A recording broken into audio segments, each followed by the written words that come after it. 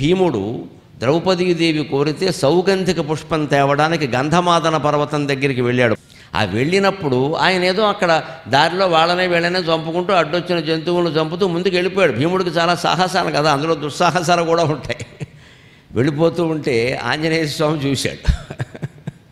ఆయనకి తమ్ముడు అవుతాడు, మరి ఇద్దరు వాయుపుత్రులేగా. తమ్ముడు కుర్రాడు రెచ్చిపోతున్నాడు జనాన్ని చూసి, అందుకని కొంచెం చెప్పాలి, కాస్త శాంతంగా ఉండమని చెప్పాలి, ఓ దెబ్బ కొట్టకపోతే అర్థం కాదు అని గంధమాదన పర్వతం దాటి వెళ్ళకూడదు కాబట్టి అక్కడ ఆపాడు. అక్కడికి వెడితే గంధర్వులు వస్తారు, వాళ్ళ బలాలు వేరు. భీముడికి ఆ బలం తెలియదు, అంత బలం లేదు. యక్షులు వాళ్ళ బలాలు వేరు, వాళ్ళు మాయాయుద్ధం చేస్తారు, ఆకాశంలో ఉంటారు, కనపడరు, బాణాలు వేస్తారు. ఈయన ఎక్కడేస్తాడు బాణం, ఎవడికి తగులుతుంది? వాళ్ళు చూసి వేస్తున్నారు, ఈయన చూడకుండా వేయాల్సి వస్తుంది. తేడా లేదా? అమాయకుడు తెలియదని ఆయన దారికి అడ్డంగా మొసలి కోతి రూపం ధరించి తోక అడ్డంగా పెట్టాడు. భీముడు వచ్చి చూసి మామూలు కోతే అనుకున్నాడు.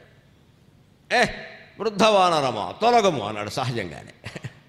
అంటే ఈయన అన్నాడు, పాపం నేను వృద్ధుణ్ణని నువ్వే అన్నావు కదా, నేను తొలగలేనయ్యా, నువ్వే దాటి వెళ్ళిపో అన్నాడు. ఈ తోకే కదా, ఏముంది అందరూ ఊరికే నేల మీద, దాటి వెళ్ళిపో అంటే. అప్పుడు భీముడు ఏమంటాడో తెలుసా? పరమాత్మ అంతర్యామయే సర్వజీవుల్లోనూ ఉన్నాడు, నీలోనూ నాలోనూ కూడా. అందుకని ఏ జీవిని దాటి వెళ్ళకూడదు అని గొప్ప ధర్మశాస్త్రం చెబుతాడు, భీముడు చెబుతాడు. మనం కూడా నేర్చుకోవాలి. ఎవరైనా పడుకున్నా దాటి వెళ్ళకూడదు, పసిపిల్లలైనా పెద్దవాళ్ళైనా. దంపతులు ఇద్దరు కూర్చొని ఉంటే వాళ్ళ మధ్యలోంచి వెళ్ళకూడదు, ఇట్నుంచో అట్నుంచో వెళ్ళాలి, అంతే. ఇవి కొన్ని ధర్మశాస్త్రాలు. ఒక కుక్క పడుకున్నా సరే దాన్ని మించి వెళ్ళకూడదు, దాని పక్క నుంచే వెళ్ళాలి. మామూలుగా ప్రమాదం కూడా, దాన్ని మించి వెళ్ళేటప్పుడు ఈ పంచకోసం లేక ఏదో దానికి తగిలిందని కూడా లేచి కరుస్తుంది. భౌతికంగా కూడా ఇబ్బందే, దాన్ని అనవసరంగా కెలకడం, పక్క నుంచి వెళ్ళిపోవాలి. దానికి భౌతికంగానేమో ప్రమాదం జంతువులతో, ఆధ్యాత్మికంగా ఏమిటంటే ఆ జీవిలో కూడా పరమాత్మ ఉన్నాడు. నువ్వు దాటుతున్నావు ఉంటే దాని శరీరాన్ని ఆయన దాటుతున్నట్టే లెక్క. ఇది భీముడు చెప్పాడు. మంచిదయ్యా, ధర్మశాస్త్రం కూడా తెలుసు నీకు, ఈ మాత్రం తెలియదా? గంధమాదనం దాటి వెళ్ళడానికి వీల్లేదయ్యా, అక్కడ రాక్షసులు యక్షు వాళ్ళందరినీ నేను లెక్క చేయను అంటాడు. అప్పుడు సరే అంటాడు, అంత బలం ఉందా, అయితే ఓ పని చేయి, దానికే ఉంది, నేను ఎలాగో తోక వెనక్కి లాగలేనయ్యా, వృద్ధుణ్ణి అయిపోయాను, నా వల్ల కాదు, నువ్వే కాస్త దాన్ని తీసి పక్కన పెట్టి వెళ్ళిపోవాలి. దానికేముంది అని ఊరికే ఎడమ చేతి చిటికిన వేలు పెడతాడు, తర్వాత 5 వేళ్ళు పెడతాడు, తర్వాత చెయ్యి అంతా పెడతాడు, తర్వాత శరీరం అంతా పెడతాడు. హనుమంతుడే మజాక, ఏమీ కుదరదు అక్కడ.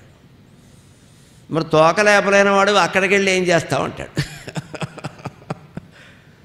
అప్పటికి భీముడు గ్రహించుకున్నాడు, కనీసం మనిషి పొరపాటు చేయొచ్చు, గ్రహించుకోవాలి. వెంటనే మహానుభావ, నువ్వు సామాన్య వానరుడివి కాదయ్యా, కొంపదీసి మా అన్నగారు ఆంజనేయ స్వామి కాదు కదా అంటాడు. కాదు కదా ఏమిటయా, ఇదిగో ఆధార్ కార్డు అని చూపిస్తాడు. అప్పుడు కూడా భీముడు సరదా సౌగంధిక పుష్పాన్ని పక్కన పెట్టేసి, నువ్వు రామాయణంలో సముద్రం దాటావు కదా, అప్పుడు ఎంత రూపం ఉందో అది చూపించమన్నాడు. 70mm సినిమా వెయ్యాలి ఈయన కోసం. ఇక్కడ తిక్క, ఎవడ తిక్క వాడిది. ఏదో ఫోన్లేని కనిపిస్తే ఆ రూపం చూపించమంటావేమిటాయి, అది త్రేతాయుగం, ఇదేమో ద్వాపర యుగం, ఇది కూడా చివరికి వచ్చింది. ఇప్పుడు సాధ్యం కాదయ్యా, ఆ రూపం ధరించడం నాకు కూడా కష్టం, ఒకవేళ ధరిస్తే చూడడం నీకు కష్టం. ఎందుకు వచ్చింది అంటే వదలడు, అబ్బాయి తెక్కంటే తెక్కే. చివరికి తమ్ముడు ముద్దు ముచ్చట తీర్చడం కోసం ఆయన ఆ రూపం సగం చూపిస్తాడు. ఆ సగమే ఎలా ఉంటుంది అంటే హనుమంతుడి యొక్క ఒక తొడ గంధమాదన పర్వతం మొత్తం ఆక్రమించింది, అది హనుమంతుడి రూపం, ఒక్క తొడ. ఇక 2 తొడలు మొత్తం పిక్కలు కాళ్ళు వేళ్ళు అన్నీ చూపిస్తే భీముడు పడిపోవలసిందే. అయ్యి బాబా ఇంత రూపమా అన్నాడు. మరి అందుకే కదా చూడలేమని చెప్పాను, ఊరుకోరాదా, ఎందుకు వచ్చింది, లేకపోతే నీకు మళ్ళీనే ఇలా ఉంటే దాటేస్తామా?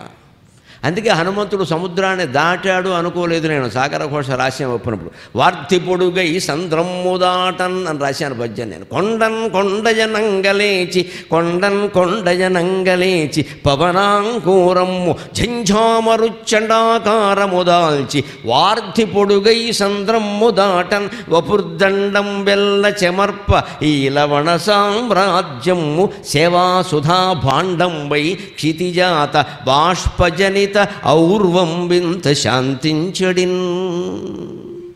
హనుమంతుడు మహేంద్ర పర్వతం మీద లేచి నిలబడితే దూకడానికి ఎలా ఉందంటే కొండ మీద మరో కొండ నిలబడినట్టుగా ఉంటుంది. ఆయన పవనాంకూరం అంటే వాయుపుత్రుడు, పిల్లగాలి. ఒక్కసారి ఝంఝామారుతం అయ్యాడు, తుఫాను గాలి అయ్యాడు. మనకి ఏదో సాయంత్రం పూట బాల్కనీలో బయట కూర్చుంటే సన్నగా గాలి వేస్తూ ఉంటే బాగానే ఉంటుంది, ఉన్నట్టుండి తుఫాను గాలి కింద మారుతుంది ఒక్కోసారి. ఏమిటి ఇంతలోనే మారిపోయింది అనుకుంటా. వాతావరణం అంటే అంతే. అలా పిల్లగాలి తుఫాను గాలి అయినట్టుగా పవనపుత్రుడు ఇంత ఉన్నవాడు అంత అయ్యాడు ఒక్కసారి. ఆయన వార్తి పొడుగై సంద్రమ్ము దాటన్ అన్నాను నేను కావాలని. అసలు ఆయన దూకలేదు, దాటలేదు. సముద్రం అంత పొడుగు ఆకారాన్ని పెంచినప్పుడు ఇక దాటడం ఎందుకయ్యా, రైతులు బోధి దాటినట్టే ఒక కాలు అటు వేసాడు అంతే, ఏం లేదు ఇక్కడ ఆయనకి అంతే. ఇది అప్పుడే 2 చెమట బొట్లు, ఆయన పాపం సముద్రం దాటుతూ ఉంటే శ్రమ పడుతున్నాడు కాబట్టి శరీరం నుంచి 2 చెమట బొట్లు సముద్రంలో పడ్డాయి. అప్పుడు సముద్రుడు అనుకున్నట్ట, రావణాసురుడు తీసుకెళ్ళిపోతుంటే సీతాదేవి ఏడ్చింది, ఆవిడ కన్నీళ్లు నాలో పడ్డాయి. అప్పటి నుంచి ఆ కన్నీళ్ళకి సమాధానం చెప్పేవాడు ఎవడన్నా ఉంటే బాగుండు అనుకున్నా. ఈ నాళ్ళకి హనుమంతుడి యొక్క చెమట బొట్లు నాలో పడ్డాయి, ఇవాళ నా జీవితం పవిత్రమైంది అనుకున్నట్ట సముద్రుడు కూడా. అలా మన జీవితం కూడా ఎవరి కన్నీళ్ళైనా తుడవగలిగితే పవిత్రం అవుతుంది. చూపుడు వేలు ఉన్నది చంపేస్తా, మా ఊర్రా నరికేస్తా అనడానికి కాదు. నీకేమొచ్చింది, నీ దుఃఖం నేను పోగొడతా అని కుడి చేతి చూపుడు వేళ్లతో ఎదుటి వాళ్ళ కన్నీళ్లు తుడవగలగాలి. అందుకు భగవంతుడు ఈ వేలు ఇచ్చాడు మనకి, బెదిరించడానికి కాదు ఎదుటివాడిని. వాడు ఆస్తి పోయి ఏడుస్తున్నాడు, భర్త పోయి బాధపడుతున్నారు, భార్య పోయి ఇబ్బందుల్లో ఉన్నారు, పిల్లలకి ఏదో జరిగింది ఇబ్బంది పడుతున్నారు, వాళ్ళని ఓదార్చాలి మనం వెళ్ళి. అందుకు ఈ భగవంతుడు ఏడుస్తుంటే వద్దమ్మా వద్దమ్మా మేము ఉన్నాం కదా, అన్నదమ్ములు లాంటి వాళ్ళం, మేము చూసుకుంటాం అని చెప్పాలి.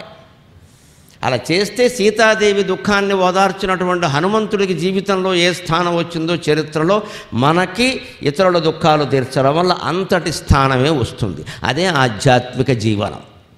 ఎవరికి ఏ ఉపకారం చేయని దానికి దేనికండి ఈ జీవితం పని లేక. వాళ్ళ దుఃఖంలో వాళ్ళు ఉంటే మన సుఖంలో మనం ఉంటే అది జీవితమా? అది పురాణాల నుంచి మనం నేర్చుకోవలసిందే అది.